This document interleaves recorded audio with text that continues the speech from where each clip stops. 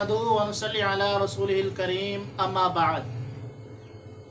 आज का सवाल जो है वो ये है कि भाई वितर नमाज हम कैसे पढ़ें।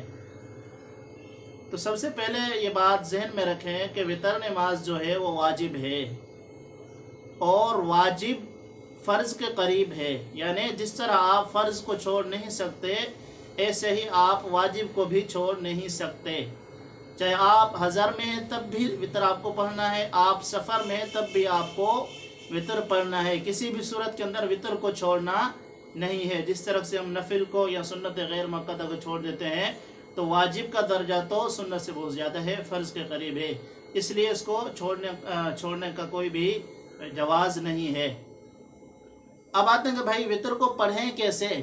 सबसे पहले नियत करें कि नियत करता हूँ 3 रकात नमाज वितर वाजिब।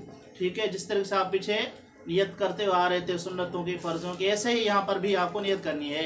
नियत कर रहा हूँ नमाज 3 रकात वितर वाजिब वास्ते अल्लाह ताला के वक्त जो भी है, मतलब इशा का वक्त होता है। नियत कर रहा हूँ नमाज 3 रकात वितर वाजिब इशा का वक्त वास्ते अल्लाह ताला के मोहतरम काबतुल्लाह शरीफ। ठीक है, उसके बाद आपको वही हाथ जो है खड़े करके बिल्कुल सीधे कानों की लो तक उठाने हैं और रुख किबले की तरफ करके अल्लाह अकबर कहना है। उसके बाद आपको हाथ बांध लेने हैं, दायां हाथ बाएं हाथ पे इस तरह से रखना है, इस गट्टे को पकड़ना है और ये दोनों साइड की उंगलियां जो है अंगूठा और ये छोटी उंगली, इससे गट्टे को पकड़ना है और 3 जो है उंगलियां यहाँ रख लेनी है। ठीक है, उसके बाद आपको ये हाथ बांध लेना है नाफ के नीचे। फिर वही तरीका है, सबसे पहले आप सना पढ़ेंगे, सना के बाद अऊज़ु बिल्लाहि मिनश शैतानिर रजीम बिस्मिल्लाहिर रहमानिर रहीम पढ़ के सूरत फातिहा पढ़ेंगे। सूरत फातिहा के साथ कोई और सूरत मिला लेनी है। ठीक है, ये आपकी 1 रकात हो गई। अब आपको रुकू करना है। रुकू में जाते हुए रुकू में जाकर 3 बार सुबहान रब्बियल अज़ीम या 5 बार या 7 बार, जितनी भी आसानी हो, ताक अदद के अंदर बेहतर है। ठीक है, तस्बीहात पढ़ें और रुकू करते वक्त बिल्कुल रुकू सीधा करें। आपका सर और जो है कमर बिल्कुल बराबर होनी चाहिए, ऊंच नीच ना हो। रुकू जब कर लिया उसके बाद सीधे खड़े होके समी अल्लाहु लिमन हमिदा रब्बना लकल हम्द। ठीक है, फिर आपको सज्दे में जाना है। सज्दे में जाते हुए सबसे पहले आपको अपने दोनों घुटने ज़मीन पे रखने हैं, उसके बाद दोनों हाथ ज़मीन पर रखने हैं सज्दे के लिए। ठीक है, सज्दे की जगह पर, और उंगलियां बिल्कुल कुशादा न हो, मिली हुई हों, लेकिन सज्दे की जगह ज़रा थोड़ी वसी हो। ठीक है, उसके बाद जो है नाक ज़मीन पे रखें, फिर पेशानी रखें, सज्दा करें 3 बार 5 बार 7 बार सुबहान रब्बियल आला पढ़ें। एक सज्दा हो गया, फिर बैठ के फिर दूसरे सज्दे के लिए अल्लाह अकबर कहते हुए जाएं, 3 बार 5 बार 7 बार सुबहान रब्बियल आला पढ़ें।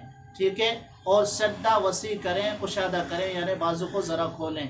ऐसा ना हो कि बाजू जो है वो जो है पेट के साथ मिल रहे हों, यानी कोहनियाँ पेट के साथ मिल रही हों और आपके बाजू रानों के साथ मिल रहे हो। ऐसा नहीं होना चाहिए, बल्कि सज्दा वसी और कुशादा होना चाहिए। लेकिन जमात वाली नमाज के अंदर थोड़ा एहतियात करना है कि बराबर वाले को जो है वो हमारी वजह से तकलीफ़ न हो, ज़्यादा जो है वो कोहनियों को बाहर नहीं निकलना जमात वाली जो हम जमात के साथ पढ़ते हैं फ़र्ज़ नमाज उसके अंदर।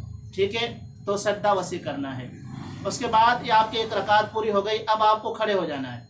फिर दूसरी रकात के अंदर आपको सिर्फ सना छोड़ देनी। पहले रकात के अंदर सना पढ़ी, सूरत फातिहा पढ़ी और सूरत मिलाई। दूसरी रकात के अंदर जो है आपको सना छोड़ देनी है, वही सूरत फातिहा पढ़नी है, कोई सी भी सूरत मिलानी है।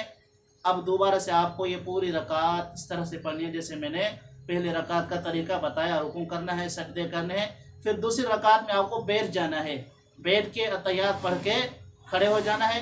तीसरी रकात के अंदर आपको सूरत फातिहा उसके साथ कोई सी भी सूरत मिलाकर फिर आपको दोबारा सयूं तकबीर तारीमा कह के फिर हाथ बांध लेने दोबारा और दुआए कुनूत पढ़नी है।